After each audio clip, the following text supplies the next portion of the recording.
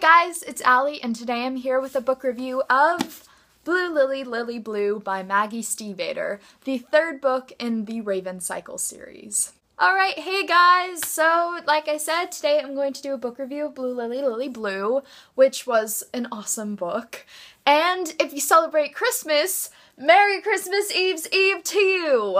If you don't, happy today! Alright, so I'm gonna get started right off the bat. I'm going to do a non-spoilery review, a short one, before I go into a more spoiler-filled review, and I will let you know when I switch over. Like I said before, this is the third installment in the Raven Cycle series, and personally, it was my favorite yet. I think, hands down, it was the best Raven Cycle book to date. Going into things I liked, the writing. It's really lovely. It totally exceeds the expectations of the young adult genre, and I really respect her for that, because so oftentimes there's so many books that have such good stories and great plots, but the writing is virtually non-existent. It's kind of just like saying, this happened, then he said this, and then they did this, but she actually puts care and craft into her writing. It just really shines, and I really appreciate that.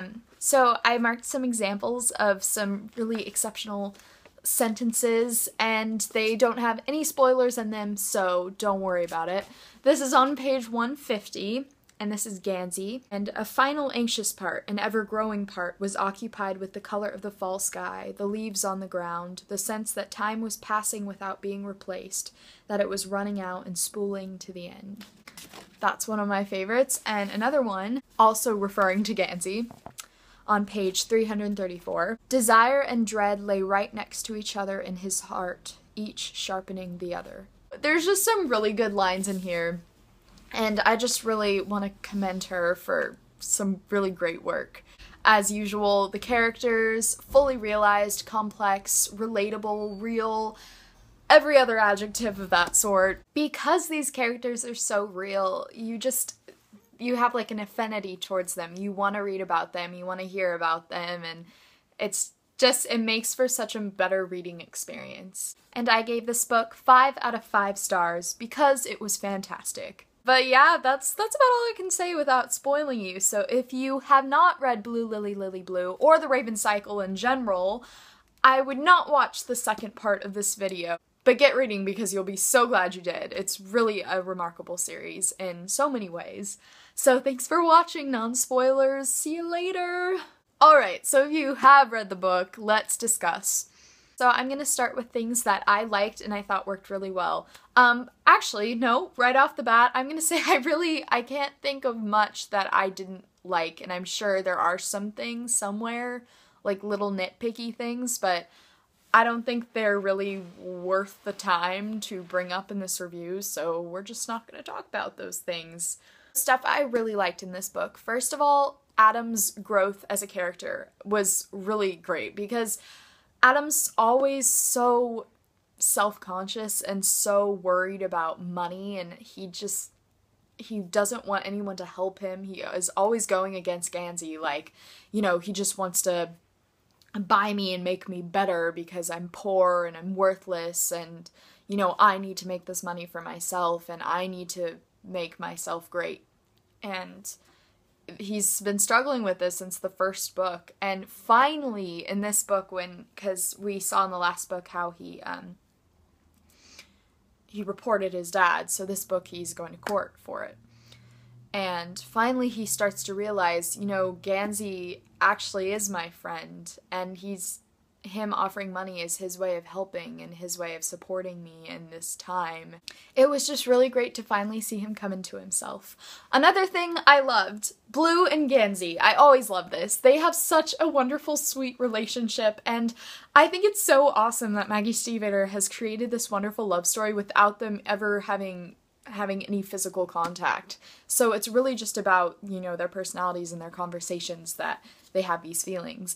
Because as we know, that it was established from the very beginning of the first book that there's a prophecy that if Blue kisses her true love, he will die. So naturally, they can't do anything about it, but they both have these feelings for each other. But then on top of that, she was previously kind of dating Adam, and then they don't want to hurt Adam because he's in such a sensitive situation. He's going through this thing with his dad and going to court, so they don't want to hurt him. So there's so many things going on, but they have this really sweet, lovely relationship, and I really hope it works out, but I know it won't, because on top of that, there's a prophecy that Gansy's going to die because Blue saw him on St. Mark's Eve on the, the ley line where all the people who are gonna die in the next year are. So basically everything sucks for them. Oh, okay. Another thing I loved about this book that was new to this book, Piper and Colin. Oh my god. They are the most dysfunctional, hilarious relationship.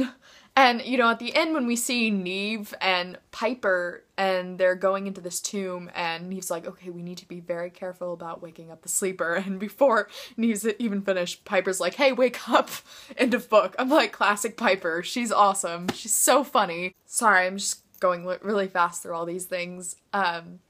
Another thing that I thought was great was the Gray Man and Blue's relationship, because as we know from the end of The Dream Thieves, it ended with, Mora, Blue's mom, being all dramatic about, oh, Glendower's underground and so am I, because she's going to look for her ex-boyfriend, Blue's father, Artemis.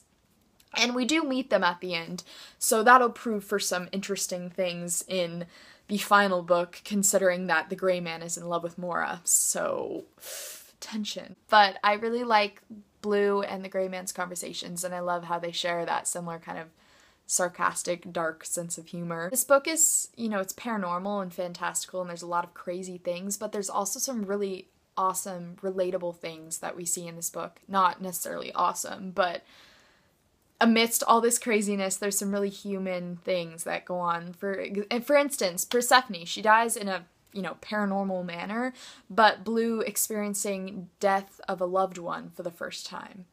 That's relatable. Adam's struggle with his father, that's relatable. There's so many things that go on in this book that go beyond a paranormal context that you can connect with, and I think that's great that those kind of classic troubles and human issues are just woven throughout. Anyway, so this book was great. There's so many things I loved about it. The ending, we'll see. I'm guessing that the next book will be about waking up Glendower, the aftermath of that, what the wish is, and then there's Gansy's supposed death. Well, if anyone keeps up with Maggie Stiefvater's Twitter, quote, that sucker is going down. Something along those lines. So basically, we're probably going to be depressed in this next book. Gansy's one of my favorite characters and I love him.